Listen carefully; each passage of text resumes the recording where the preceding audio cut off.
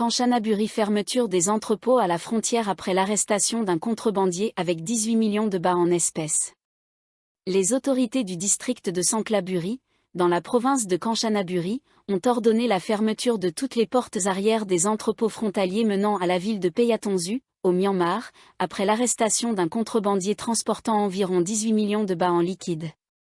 L'homme, un Thaïlandais de 25 ans originaire de la province de Ratchaburi, a été interpellé mardi dans un entrepôt d'engrais situé dans le village Mouneuf, Tambon Nonglu, après avoir franchi la frontière depuis Payatonzu par l'arrière de l'entrepôt lundi matin.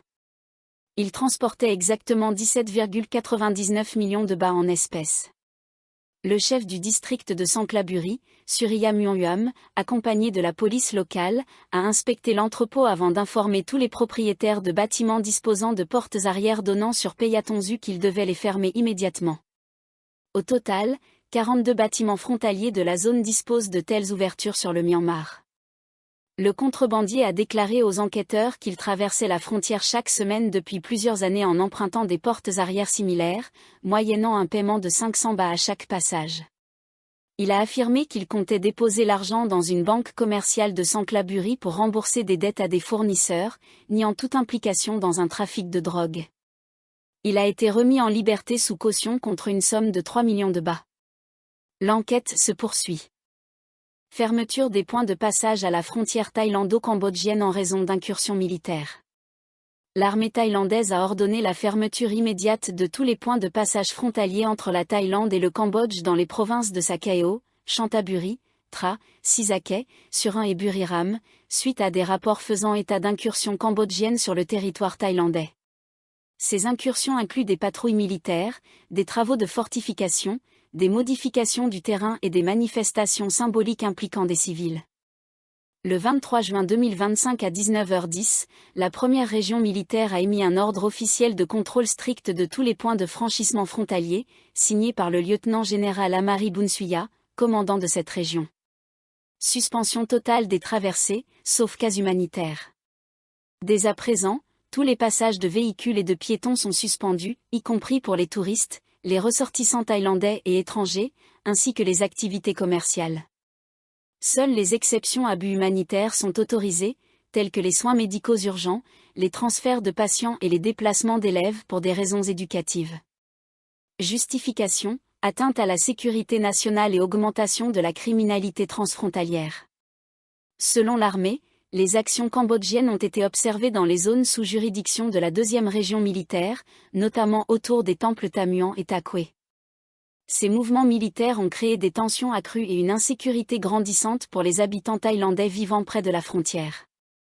L'armée a également signalé une recrudescence des activités criminelles transnationales liées à ces incursions, notamment les arnaques téléphoniques via centres d'appel et les escroqueries hybrides, qui menacent la vie et les biens des citoyens locaux et régionaux. Renforcement des contrôles dans plusieurs provinces. Première région militaire, Sakeo, suspension totale des traversées terrestres pour véhicules et piétons. Exception possible pour raisons médicales ou éducatives. Deuxième région militaire, Surin, Sisaket, Buriram, par un ordre spécial numéro 177/2568, les points de passage de Chong Chom, Chong Sangam et Chong Sataku sont désormais fermés. L'ancien ordre numéro 136/2568, en date du 21 juin 2025, est révoqué. Seules les activités humanitaires ou vitales, soins, transferts d'urgence, achats de produits essentiels, sont permises. Commandement frontalier de Chantaburi et Tra, par ordre spécial numéro 1092/2568, les points de passage de Ban Laem, Ban Phak-ka, Ban Atlek ainsi que les points de commerce de Ban Suptari, Ban Suansom et Ban Mamuan sont soumis à des contrôles renforcés. Des unités d'infanterie marine ont été déployées dans ces provinces pour superviser l'application stricte des interdictions. La première ministre thaïlandaise ordonne un renforcement de la lutte contre les réseaux criminels transnationaux liés aux arnaques en ligne. La première ministre de Thaïlande, Paetongtarn Shinawatra, a donné l'ordre d'intensifier la répression des réseaux criminels transnationaux, en ciblant particulièrement les gangs spécialisés dans les arnaques opérant le long de la frontière thaïlando-cambodgienne. Cette décision fait suite à un rapport des Nations Unies désignant le Cambodge comme l'un des plus grands centres mondiaux de cybercriminalité. Lors d'une réunion de haut niveau à la maison du gouvernement, Madame Petton-Tarn a souligné que les opérations en cours ont déjà permis une baisse notable des arnaques par centre d'appel signalés dans le pays. Elle a appelé toutes les agences concernées à maintenir la pression, notamment dans les zones frontalières souvent exploitées par les criminels en raison de points d'entrée mal sécurisés. Le crime transfrontalier menace non seulement la sécurité publique, mais aussi l'économie nationale et la réputation internationale de la Thaïlande, a-t-elle déclaré devant les représentants des ministères de la Défense, de l'économie numérique, de l'Intérieur, des Affaires étrangères et des agences de sécurité nationale. La Première ministre a cité un rapport selon lequel les opérations de cybercriminalité au Cambodge auraient subi des pertes dépassant 30 milliards de baht suite aux actions répressives récentes.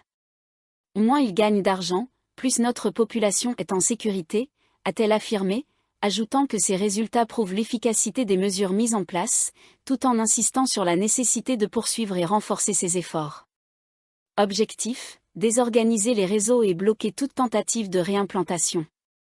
Madame Petton-Tarn a promis que la Thaïlande continuerait à perturber les réseaux criminels, à empêcher le recrutement de victimes, et à couper les voies d'approvisionnement. Là où ces réseaux pourraient tenter de se reformer, nous devons agir immédiatement pour les bloquer, a-t-elle insisté. Les responsables réunis ont également discuté du renforcement de la coopération régionale, notamment le partage en temps réel des renseignements et la poursuite des campagnes de sensibilisation pour prévenir les arnaques en ligne visant les citoyens thaïlandais. Des zones clés sous surveillance, Sa Kaeo, Surin, Buriram. La répression cible particulièrement les provinces frontalières telles que Sa Kaeo, Surin et Buriram, souvent utilisées comme point de transit pour acheminer les victimes vers de grands complexes d'arnaques au Cambodge. Madame Petton-Tarn a conclu la réunion en appelant à l'unité nationale dans la lutte contre ces crimes, remerciant les forces de sécurité et les autorités du numérique pour leurs efforts, et exhortant toutes les agences à devenir les yeux et les oreilles du peuple. Notre objectif est une Thaïlande où chacun se sent en sécurité, chez soi, dans sa communauté et en ligne, a-t-elle déclaré. Nous ne nous arrêterons pas tant que chaque citoyen ne pourra pas vivre sans peur.